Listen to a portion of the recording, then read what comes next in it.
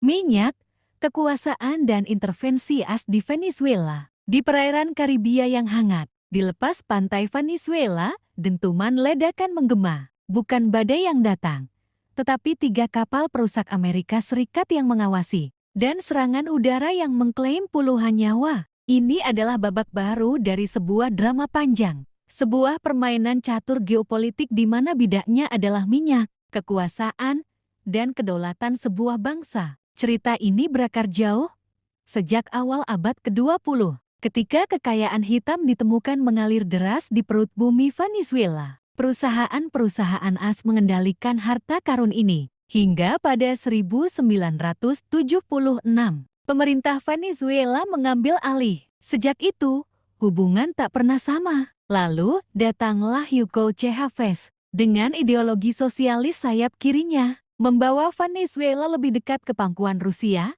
Tiongkok, dan Iran. Setelah kematiannya, Nicolás Maduro meneruskan warisan yang sama. Namun dihadapkan pada ekonomi yang runtuh, isolasi internasional, dan hantaman sanksi AS yang bertubi-tubi. Bahkan, Departemen Kehakiman AS menuduhnya sebagai kartel narkoba. Ironisnya, negeri yang dilanda krisis ini duduk di atas gunung emas hitam. Cadangan minyak terbesar di dunia, lebih dari 300 miliar barel, ditambah cadangan gas alam terbesar keempat dunia. Sebuah harta yang, bagi sebagian pihak, terlalu berharga untuk dibiarkan di tangan yang dianggap berseberangan. Dan dalam beberapa bulan terakhir, ketegangan memuncak. Dalihnya, perang melawan narkoba. Buktinya, 15 serangan yang diklaim AS, 62 nyawa melayang. Kapal perusak dikerahkan, serangan udara pertama dilancarkan. Bahkan CIA dikabarkan diberi mandat untuk operasi rahasia.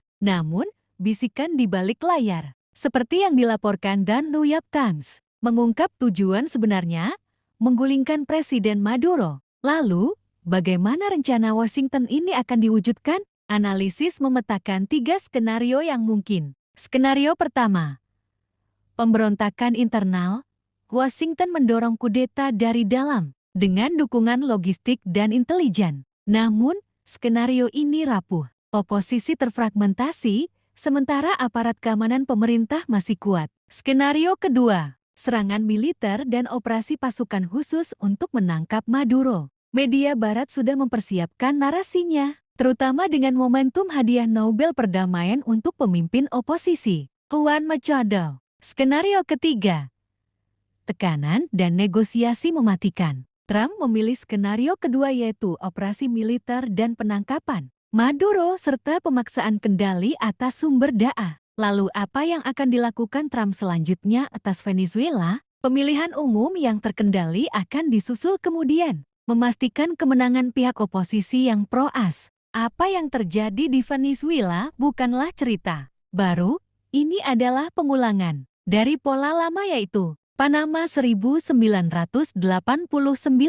di mana presidennya diserat dengan tuduhan narkoba dan rezimnya diganti. AS melihat Amerika Latin sebagai halaman belakangnya. Tetapi, ada yang berbeda kali ini. Arogansi kekuasaan ini, seperti yang diingatkan oleh pemikir Prancis Immanuel Kant, bukanlah tanda kekuatan, melainkan gejala kelemahan. Seperti firman-Nya, dan kami tidak akan membinasakan negeri-negeri itu, kecuali jika penduduknya adalah orang-orang yang zalim. Di tengah gemanya konflik kepentingan global, kita renungkan bersama, apakah ini tentang narkoba, ataukah tentang 300 miliar barel minyak yang tersembunyi di balik perairan Karibia yang mulai memanas?